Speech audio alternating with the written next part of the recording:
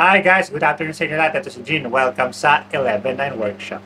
So guys, we love cordless tools. Alam niyo naman yan, mahilig tayo sa mga cordless tools na ginagamit dito sa ating workshop. At kayo rin siguro, kung gumagamit kayo ng cordless tools, gusto nyo rin yung mga yan. Pero ano ba unang-unang nasisira? Madalas na unang nasisira sa mga cordless tools. Yan ay ang mga battery, like this one. Now, of course, kapag nasira battery, kailangan nating palitan. Pero paano kung wala kang option na palitan yung battery? Panoorin mo ito. Pero bago yan, intro muna tayo.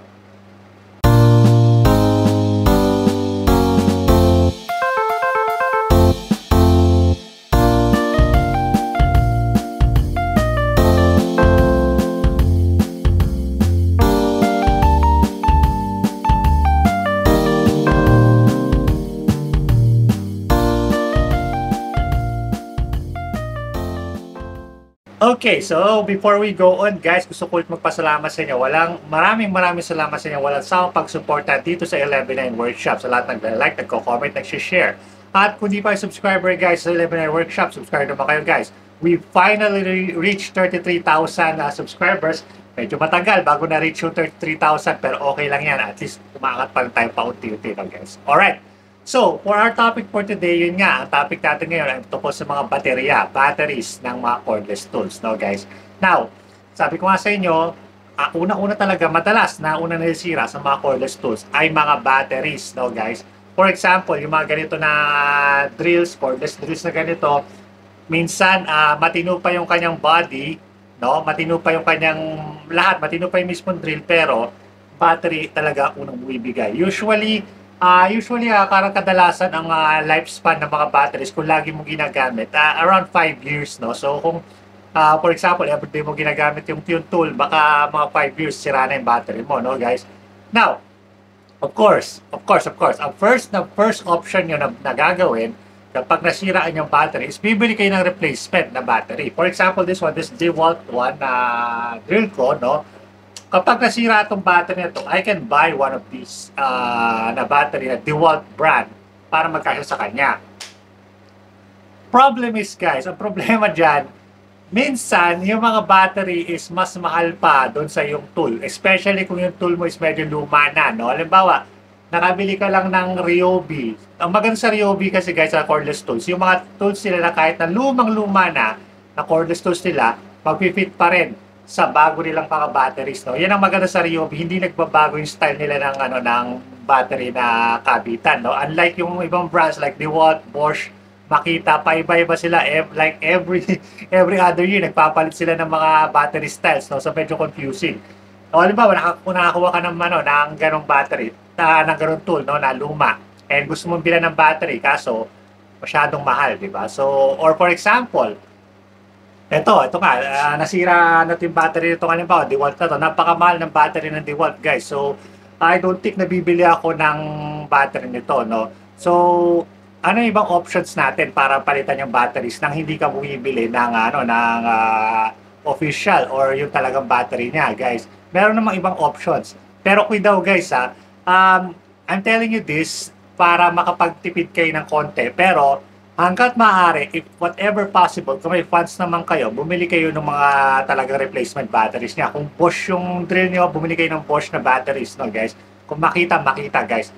Pero kung kung talaga imposible na maghanap ng drill ng battery, for example, guys, ito, meron ako ditong drill na Craftsman, galing US to, and yung battery nito is wala dito sa Pilipinas. So, it's impossible na hanapan to ng battery sa Pilipinas.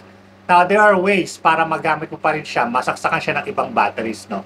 And that is by using ang tinatawag natin mga adapters, okay? So, let me show you guys yung iba-ibang klaseng adapter na ginagamit ko sa aking mga tools. Okay, so alam nyo naman guys na dati ini-sponsoran ako ng Banggood, no? So, yung Banggood kasi dati guys, nagbibigay sila sa atin ng mga tools na mga ang pinipili, iba-ibang klaseng cordless tools yung pinapadala nila sa atin para ma-review, di ba guys? And I kept most of them. Ang mga tinago kong tools na mula sa Banggood guys, yung mga battery is mga Makita pattern batteries. Let me show you that. So this is an example of a Makita pattern or Makita type na battery, no guys. And this is cheap na battery lang guys. So Yung Makita pattern, kaya tinawag siya Makita pattern, yung kanyang ano dito, parang sa Makita. So it's compatible sa mga legit or original na Makita na tools, okay? Now, pag Makita pattern battery kasi, mas madali siyang mag-fit. Kaya gusto ko to guys kasi compatible nga siya sa mga ganito, yung mga Makita copy na tools. Ito copy ng Makita, brandless tools, yung like this one, yung Drill Pro ko na to, ano rin to, copy rin to. Mag-fit siya dito guys. And that's okay lang sa akin since copy lang naman tong mga tools na to. It's not an original Makita. So I don't need to buy an original na Makita na battery. Okay na yung kahit yung mga hindi naman na original. So that's good for me. Kasi ano to, mas practical, mas mura kasi to guys. Imagine mo yung mga Makita copy na batteries na to. Magkano yung legit na Makita battery? Alam mo, itong 4 amp hour na battery na original na Makita battery, it would cost you around nasa mga 5,000 siguro. No? Medyo mahal talaga yon, mahal. Yung mga ganito na 4 amp hour na Makita type lang, guys, if you check sa Lazada, merong mga brands na ganito like yung ano ba yan? Kilat, no? Kilat and Tansu, mga ganyan. It only costs, wala pang 1,000 yung mga 4 amp hour na batteries na to. Is it as good as Makita? Hindi, syempre hindi guys. It's not as good as Makita na ano na or yung mga ibang branded na batteries. But can you imagine that na napakamura niya? And you can also use it na guys, no? So importante lang naman is meron kang gagamitin, no? At ang maganda ron guys, kapag in the future halimbawa, nakapag ipon ka, nakabili ka ng mga legit na Makita batteries, it would still fit doon sa yung mga tools na Makita copy yung saksakan. So hindi lang iba-ibang brand din yung gumagamit ito. Yung Miltank na brand guys, saka MPT na yung dati nating sponsor na ni-review dahil mga tools sila. At chinek ko yung kanilang mga cordless tools at yung kanilang mga batteries, Makita pattern din, Makita type din like this one. Tapos yan, sabi ko yung Kilat, di ba, uso na yan sa Lazada, Kilat and Tansu na tools. Check nyo sa Lazada guys, may mga ganito yung battery nila. Gusto ko rin mag-review ng Kilat kasi interesting yung mga tools nila. Pero maybe in the future, no, try natin na yung mga tools nila. Kasi Makita pattern din, so yung mga Makita batteries ko, kakasya din dun. So walang problema, di ba guys? So, for example, paano mo gagamitin to sa isang tool na hindi naman Makita type battery? Diyan nga papasok yung mga converter. For example, guys, ito, alam niyo itong tool na ito. This is my Black & Decker na matrix na drill/na saw, no? So, I love this tool. Gusto ko yung tool na to, guys. So, hindi ko ito mapakawalan. Kasi sobrang handy niya. Pag kailangan ko magputol na mabilisan, ito lang ginagamit ko, no? So, tapos, meron naman ako ng malaki ito, yung Makita type talaga to na, naman pala, na copy lang na, nasa ginagamit ng batteries, Makita type na battery, no guys. This one, ang ginagamit niya is Black & Decker na battery. Mas gusto ko to kasi mas handy siya, mas magaan siyang dali kaysa doon sa isang yun. Ang bigat nun eh. So, kung puputol ako ng plywood, I just use this one, no? Now, ang problema ko dito guys, since na Black & Decker lang yung sa kanya, yung battery niya dati. Yung Black & Decker batteries, unfortunately, ang ginagawa ng Black & Decker na batteries is hanggang 1.5 na amp hour lang, no? Hanggang doon lang. Hindi ko alam kung bakit hindi sila nagpo-produce dito sa atin ng mas matataas na amp hours, no? So, madali itong malobat nung mga panahon na yon. And one time, kinailangan ko nang i-dispatch yung aking mga Black & Decker na cordless kasi masyado na akong maraming tools. So, kailangan ko na mag-dispatch siya. Pati yung Stanley ko, guys, i-dispatch ako na kasi hindi na practical sa akin. Stanley Pat Max. Hindi siya practical sa akin. Mas practical na sa akin na mag-switch na ako all sa mga Makita type batteries kasi nga, dahil sa mga batteries ko, marami akong Makita type batteries. So, mas madali yung logistics sa akin, no, guys. So, it doesn't make sense na mag-keep pa ako ng ibang klaseng charger para lang sa mga ibang tools. So, ito, balikan natin to. So dahil binenta ko na iba ko mga Black & Decker cordless tool, nawala na ako ng battery para dito. Yung original battery ito is nawala na, nasira na. So Pero gusto ko to, ayoko talaga siya i-let go. So, ayoko i-let go tong battery na tong tool na ito kasi gusto ko talaga siya.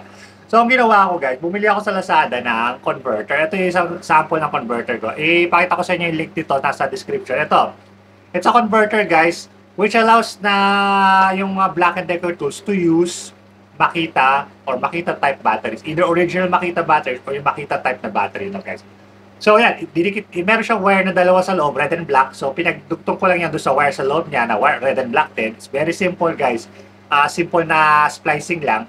And then tinornilyo ko lang to rito and then dinikit ko gamit ang builder's bond Pioneer at nilagyan ko ng epoxy para talagang siya, hindi na siya matanggal. Now, I can use this with using mas malakas na battery. This is a 4 amp hour battery. So, imbis sa 1.5 lang, ano na naman to, 20 volts and 20 volts din to na battery. So, it works. It works again. So, gumagana ulit yung aking ang aking Black & Decker Matrix. And yan, lumaki siya ng konti, tumaas siya ng konti. But that's okay, no? So, yan. Pwede kayong bumili ng converter na ganito sa Lazada, sa Shopee. And this is worth, I think, 300 pesos yata ito. Meron pang isang klaseng ganyan. Ito, nilagay ko naman dito. Ito, nilagay ko naman sa akin reciprocating saw. Ito, yan. Oh. Converter din yan, guys. So, yeah, that's very easy lang na ikakabit mo lang siya sa, sa dito. So, wire lang siya. Pagdutungin mo lang mga wire niya and then epoxy mo lang siya. Okay, so this one can also use Makita type batteries. Yun.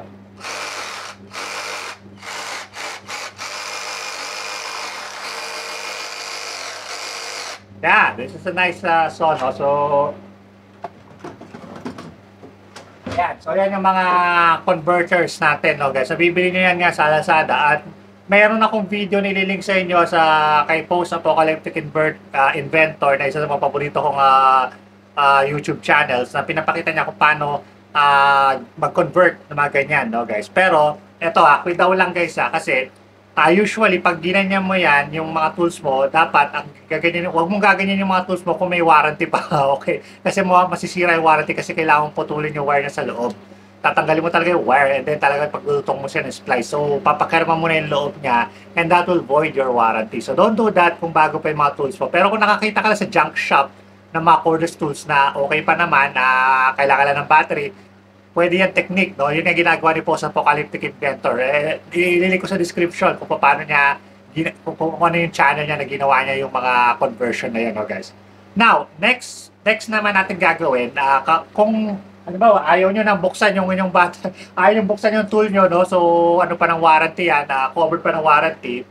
Meron pa, excuse me. Halimbawa, itong aking DeWalt na to. So, ang battery ko dito, guys, is eto, may 20 volt ako dito, pero 2 amp hour lang to eh. So, minsan, kapag ginagamit ko to sa mga nagbubutas ako ng semento, kinukulang siya ng power, no? So, na pinapakawalan nung chuck yung aking drill bit. That means kulang siya sa power. So, ang ko dito, gusto ko siyang bilansana ng 4 amp hour na DeWalt kasi napakamahal nun. So, ginawa ko, guys, ayoko rin buksan to kasi, ayoko siyang i-convert permanently sa Makita type dahil baka in the future makabili nga tayo ng DeWalt, no? So, bumili ako nito. Ito, isa pa tong converter, guys. This one is simpler and easier. It simply converts yung DeWalt na battery or DeWalt na tool para tumanggap ng Makita type battery. So, you just slide it in. Yung kabitan niya parang kapareho nito. Ayan, pareho sila. Diba? Pareho. Ayan. And you just slide it in. So, isa-slide lang natin to siya. Ayun. So, it slides in lang. And then, now you can use your Makita type batteries to power your drill. So, ito, 4 amp hour na Makita. So, yeah, you can either use yung Makita type or original na Makita on your DeWalt drill right now. No? So, meron ding mga ganito na converter na pwede sa Bosch, pwede rin sa Black & Decker, pwede sa Stanley, no, guys. So, check nyo lang sa Lazada. Ililink ko yung kung saan ko bili ito sa Lazada, guys. Pero again, kuya daw, guys, kasi yung mga batteries kasi, yung mga tool brands, meron tayo tinatawag ng mga BMS, no, Battery Management Systems, yung mga battery nila. So, yun ay para maiwasan yung mga pagde-drain, no? Kasi pag hindi mo, ano yan, pag binigla mo kasi na ginamit yung tool tapos na ano niya, may chance na i-drain niya lahat yung energy, lalo na kung di compatible yung mga ano natin, BMS. Para maiwasan yan, yung mga official na tools na ganito, official na batteries na ganito, meron silang mga chips sa loob na BMS, kinokontrol nila yung voltahe para hindi ma-drain. No, guys, para hindi masira yung battery mo. Pero since ko-convert natin to, eh baka wala hindi hindi mag-jive, no? Or hindi maging compatible yung BMS nila. So there's a chance na kapag ginamit mo ito na converted mo, baka ma-drain tong ma-drain niya lahat yung power sa loob ng battery. Pag na-drain lahat yung power sa loob ng battery, masisira yung battery mo, guys. Which is eto, cheap lang naman na you can easily replace this, guys. Murang-mura lang yung makita type batteries. So below 1K lang to. So, pwede mo itong palitan. Pwede ka lang bumili ng bago, guys. Pero para maiwasan mo yan, para maiwasan yon guys, gamitin mo lang lagi ito kapag full charge. No? Make sure na full charge lang siya lagi, guys. Tapos, maging maingat ka na lang sa paggamit. Tapos, kung maaari, kapag bumili ka ng mga Makita type batteries, bilan mo yung may mga indicator lights na kung lobat na siya. Like this one. Ito, meron siyang light sa ilalim. Ayan. So, yan. Pwede mo siya i-check kung lobat na siya o hindi. Or yung machine mo mismo, ayan, pwede mo i-check kung lobat na yung battery o hindi. So, check mo lang lagi. Kapag nakita mo na 1 bar na lang, lalo na kung converted lang yung ginagamit mong tool, huwag mo nang gamitin, i-charge mo na agad. Kasi, delikado na ma-drain, na ma-fully drain yung battery, masisira talaga yun. Lalo na kung branded yung battery mo, nasira siya, na-drain siya, wala. Sira na yun. Okay. Now, so yan na dalawang natin solusyon, dalawang klaseng converter, no? Yung converter na may wire, nilalagyan ng wire sa loob ng drill, at ito na yung yung easy na converter lang to, guys. Again, ililink ko to sa ating description. Now, what if na wala kang pambili nito? So wala kang pambili ng mga converters, no? You can make your own. Pwede kang gumawa ng sarili mong converter. Pwede kang gumawa niya using 3D printers. Pero kung wala kang 3D printer, pwede mano-mano. In fact, I have one here. Sabi ko, itong Craftsman ko Ito yung converter ko, guys. Plywood lang to, guys. So, plywood lang yan. Ayan. So, plywood lang yan na pinagpatong-patong ko para pwede siya mag-slide. Pwede mag-slide sa kanya yung DeWalt batteries. Kasi nung panahon na ginawa ko to, wala pa ako mga Makita type batteries. Puro DeWalt lang yung battery ko. So, pwede siyang gamitan ng Makita batteries. Nilagyan ko siya ng dalawang metal dito. I think yero. Tapos, nilagyan ko na ng wire. Negative and positive. Make sure na kabisado nyo kung ano yung negative and positive, no, guys, para para hindi siya magka-problema, no. So, and then i-hook nyo lang dito yung ating DeWalt na battery. 1, 2, 3. Yon, it works. So, Craftsman, and it works using DeWalt batteries, no. That's really cool. Pero I think palitan ko ulit to. Gagawin ko na rin Makita type battery. So, bibili lang ako ng I think binili lang ulit ako ng isa pang converter para dito na may wire. So, idudutong ko na lang na Now, kung gusto niyo gumawa nito, wala akong tutorial na paggawa ng ganito. Pero meron yung kaibigan ko sa Indonesia, si Tirto Working. Ililink ko rin yung description kung paano niya ginawa. Gumawa siya ng mga ganito converted na mga kahoy lang, tsaka mga bakal-bakal lang ginagamit niya. Yung isa gumawa siya using PVC. Kinonvert niya yung inko niya na jigsaw para tumanggap ng Makita batteries. Which is really cool. So, okay na okay yon, guys. Pero again, wait daw kayo dito kasi baka hindi na naman mag-jive yung mga BMS. So, ingat pa rin sa paggamit ng mga converted na batteries, guys. Ayun. So, am I encouraging you na gumamit ng mga ganyan, ng mga converted batteries, no, guys? Well, kung wala kayong choice, why not, diba? So, if that's the thing na makapag-start kayo sa pagtatrabaho, sa paggamit ng mga cordless tools, or kung gusto nyo buhayin yung mga cordless tools nyo na matagal na, halimbawa, binigyan kayo ng lolo nyo, ng tatay nyo, pero wala na yung mga batteries, you can still use them. Pwede pa, may pag-asa pa. So, bumili lang kayo ng mga converters like this one. Bumili kayo ng mga converter na ganyan, no? And then, bili kayo ng mga cheap na Makita battery. Huwag na kayo, kung gagamit kayo ng converted tools, huwag na kayong bumili ng original na battery kasi parang walang sense, di ba? So, it doesn't make sense na converted na galing gagamitan mo pa ng mamahaling battery. Parang wala naman sense yun. Di bumili ka lang ng Kung talagang may pera ka naman, di bumili ka na lang ng, ano, ng full set, di ba, na original talaga. Bumili lang kayo ng mga ganito, tapos bumili kayo ng charger. Mura din yung charger nito, guys. Dalawang klase yung charger nito. Meron mga, ito pakita ko sa inyo.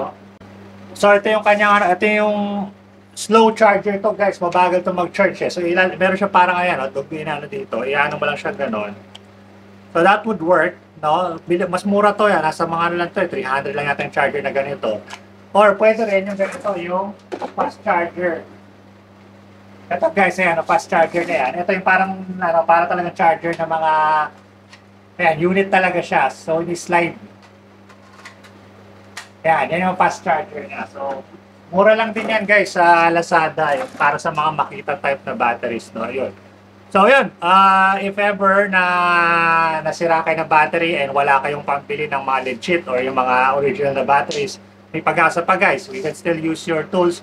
Pwede nyo pang i-convert, pwede nyo gamitan ng mga converter, pwede nyo i-modify ng konti para magamit nyo pa rin, di ba? So, kasi sayang naman kung itatapon nyo yung tools kasi wala kayong pambili ng batteries or wala na kayong mahanap na batteries dito sa Pilipinas na ganyan, nasa abroad pa or talagang wala na, face out na. Ayan, gagana rin yan sa mga lumang drills na gumagamit ng NiCad, nickel cadmium, no? Ito kasi NiCad yung battery nito dati. So, yeah, kaya pinalitan ko rin siya nito para makagamit na siya ng bagong lithium-ion na batteries, which is way better ng NiCad. At yung mga NiCad kasi guys, space out na yan. So, wala nang ganyan. No, guys. So, yan. Tapos guys, nakalimutan ko guys, kapag nasira pa din pala yung battery nyo, pwede nyo rin pa-repack yan. Pwede nyo pa-repair, pa-repack, no? So, may mga nagre-repair ng batteries para sa ganyan. Pero yun nga, kung hindi kayo marunong or wala kayong makunang yun nga, marami akong binanggit na solution kanina. So, check nyo yan, guys. Ililink ko lahat sa description yung mga binanggit ko na mga website na pwede makatulong sa inyo para sa pag-convert ng inyong mga batteries. Okay, ayun. So, okay yun na, guys. Maraming salamat sa panonood. So, nagdadala tayo ng ganito. So, we will do more of this na mga tips and tricks muna tayo, guys. Balik muna tayo sa mga dati nating ginagawa. No? So, sana na-enjoy nyo itong ating vlog na yon. And I hope to see you guys again next time. So, this is G from 11 Workshop. Adios!